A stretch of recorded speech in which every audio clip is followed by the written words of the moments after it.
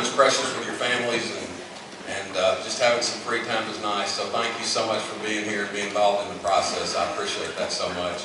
It's important to have good candidates and good elected officials at every level. I'm George Lavender. I'm from Texarkana. I'm a small businessman. I'm the only one in this race that has ever created private sector jobs, and I have created private sector jobs. I was your state representative in 2013. After redistricting,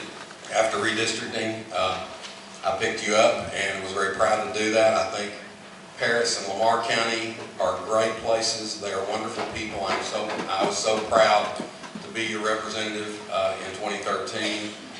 And some of the things that I was able to do here, and was really a joy to do, I was able to work with Campbell Soup when they were talking about putting in a pouch line and getting away from cans, and we were able to help get that done. I was able to help with Skinner Spaghetti. We got enterprise fund money from the state to help get Skinner Spaghetti here. We worked with Paris Regional and Paris Junior College on issues that they had, and we're very proud to do that. One of the other things that we did was we worked on Highway 24 to give you access to Interstate 30. I was on the Transportation Committee, and we were real happy to get that done. That's going to be a real asset to you when it's finished. You had an ice storm, which, gosh, I can't really see those. You had an ice storm, and we were happy to work on that. There's so many great things over here. I want to tell you that if elected, I will do what I've been doing, is protecting your water. My opponent is not on the same page on water. I believe that it's our water, that we should own it, we should control it, and we should do what we want to do with it, and not have it taken by somebody else. I believe that we need more industry and jobs. Thank you, Mr. Mr. VanDeaver. Good evening, and thank you for the opportunity to be here. I am Gary VanDeaver. I am proud to be your state representative. You know, 2 years ago I came to Lamar County and I told you that I really didn't believe you were receiving appropriate representation in the Texas House. And I asked you for the opportunity to provide that representation. Thank you for hiring me for that job. You know, my dad always told me, don't tell me what you're going to do. Get to work and show me what you can do. Last January I went to Austin and went to work for you. I've worked hard, and I believe you will agree that we have some good results to show for that hard work. I helped to fully fund border security. Now, I know some of you got a handout tonight. Enjoy reading that. That's about all I can say about that. As a member of the Appropriations Committee, we had Mr. Steve McGraw come to our committee and tell us exactly what he needed to secure the border. And it cost $840 million. Our Appropriations Committee asked him, can you secure the border with that? He said, yes, we can. So we appropriated the full $840 million for border security. I'm happy to say that that plan is being implemented, and we're hearing some great things from the border, what they're doing. I helped restore funding cuts that were made to the public school systems. We funded transportation at unprecedented rates. We took care of retired teachers. We helped expand Second Amendment rights, protect human life, and protect religious liberty, and we did it all while delivering tax cuts. I'm proud of the work we've accomplished, but there's much more work to be done. And that's why I'm asking you to send me back and allow me to continue that work. I'm Gary VanDeaver. I'm a retired educator. I am not a politician. I'm a retired educator. I'm a cattle raiser from Red River County, and I'm a Christian conservative. Thank you, and I ask for your vote. Thank you. With you, Wood, we'll start with the first question. When was the first time you voted in a Republican primary? You know, I really, to be honest with you, I can't remember. It's been probably a couple of decades ago. Like many others, the county I grew up in, for many years, I don't believe even had a Republican primary. All of the local candidates were Democrat, and so we voted in the Democratic primary. But I am very committed as a conservative Republican, and I am thrilled to have the opportunity, I'm honored to have the opportunity to serve you as a conservative Republican state representative. And I will say this, I am the only candidate in this race who has never run for office as a Democrat. Thank you. Mr. Lavender. when was the first time you voted in a Republican primary? I guess he's talking about me. As far as I can tell, it was about 1994, 1995 maybe that I started voting in Republican primaries. And yes, I did run for state senate as a Democrat back in maybe 92. And the reason I did that was I ran against Bill Ratliff, because Bill Ratliff passed the Robin Hood bill, which is the largest tax increase in the history of Texas. And it was only meant to be a stopgap, and yet 20-something years later, we're still using it. It's terrible for education, and it was terrible then, it's terrible now, and it's also terrible for taxpayers. And that's why I ran in that race, but I've been voting Republican since at least 1995, whatever it was, or mid-90s. Thank you, Mr. Lavender. And state your position on the proposed lake in Red River, Lamar, Titus, and Franklin counties, that would be Lake Marvin Nichols, and the use of the water from that lake. Well, I'm on record and have been working against Marvin Nichols for several years.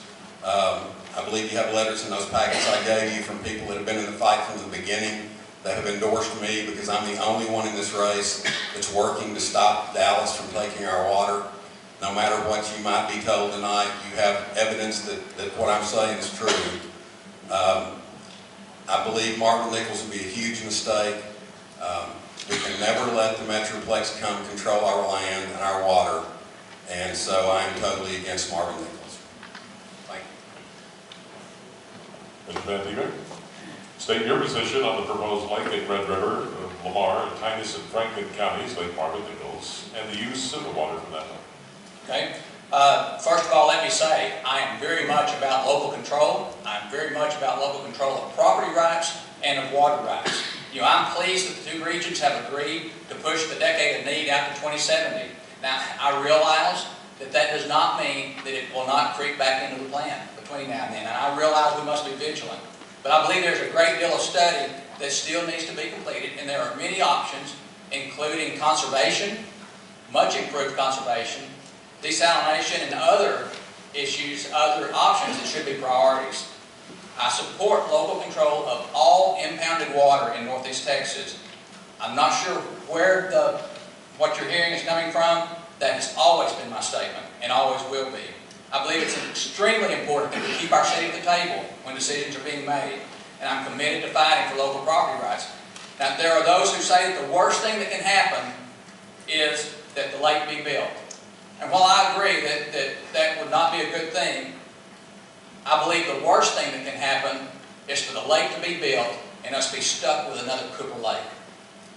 I think we have to keep our seat at the table and be a part of that conversation to keep that from ever happening again in Northeast Texas. Thank you. Mr. VanDeaver, state funding for schools is already a sizable portion of the state budget, and both it and Medicaid are expected to increase. How will these increases be funded? Please be specific. Okay, the key to funding all portions of the state budget is keeping the economy growing. And that's what it takes to fund anything in the state budget. We must continue to make Texas the state of choice for businesses when they want to relocate or when they want to expand. You know, we took a huge step in the right direction in this last session when we cut margins tax by 25%, and we hope to do more in the next session. It's key that we keep the economy rolling and that we keep a business-friendly environment here in Texas. Now, when you say that funding for schools is growing and expected to increase, I think we really need to remember that many of those increases are really a result of a growing student population. It's not that the revenue per student is growing. You realize we are adding 80,000 students per year to the public school system in the state of Texas. Of course it's expanding. Of course it's growing. But they're coming because we're also adding 1,000 new residents to Texas every day. You know, people and business moving to Texas is vital to keeping the economy growing, but if we expect it to continue, we must be willing to invest in the things that bring them here in the first place. Good transportation, adequate water, trained workforce, and quality schools for their children. Thank you. Thank you, Mr. VanDeaver. Mr. Lavender. Well, we do have a problem coming up in the budget, there's no doubt about it. We have oil and gas revenues are down, Obviously, that's good for all of us drivers, but it's bad for the state economy. We have right now, public education gets about 53% of every dollar that we spend out of our general revenue budget. Health and Human Services, which is Medicaid, is up to about a third now, so say 33%. Public safety is about 10%. You're about 90% of our entire state general revenue budget with those three line items. Health and Human Services is growing very, very fast. All healthcare items are just going through the roof. That's what we've got to take care of, or it's going to squeeze us in the education budget and everything. It's going to squeeze the rest of the budget out, and we cannot allow that to happen. When I was a state rep, I floated a plan which actually was adopted in Arkansas to privatize Medicaid.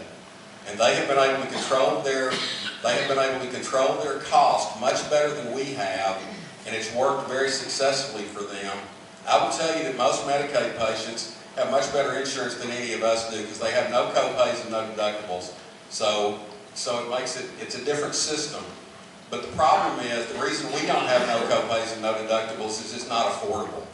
So we have to change that and make it where that it is affordable. And I think by privatizing,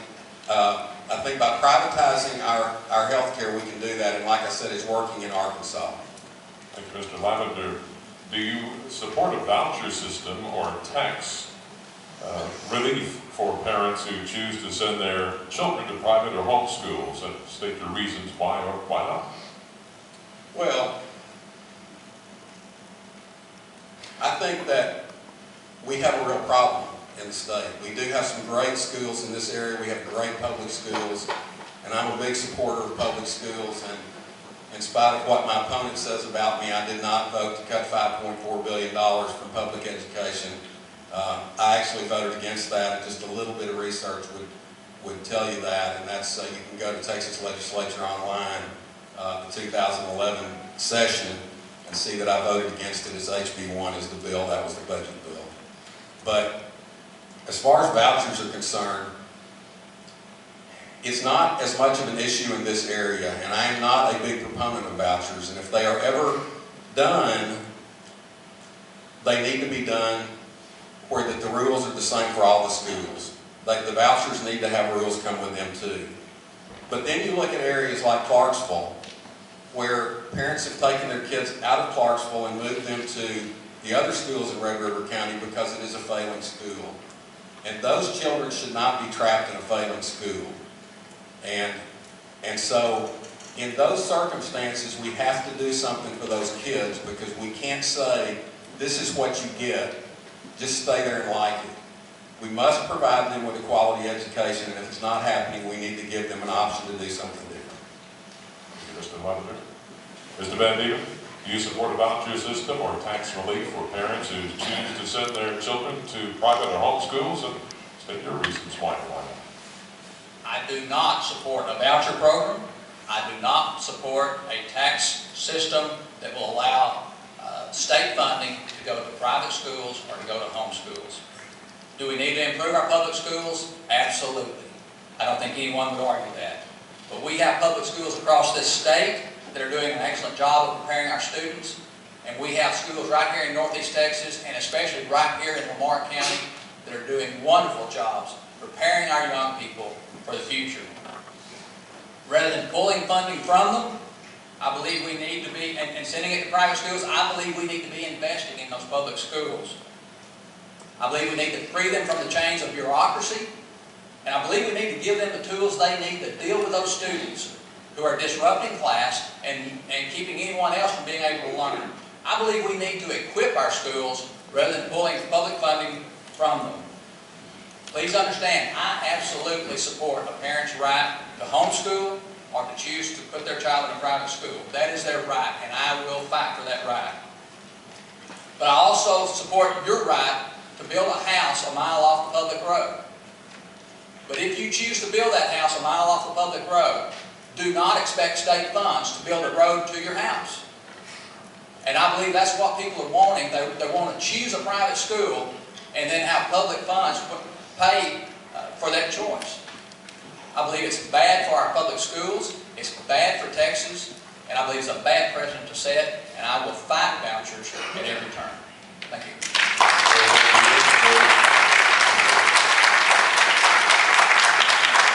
That's contrary to what they were wanting about meeting that day.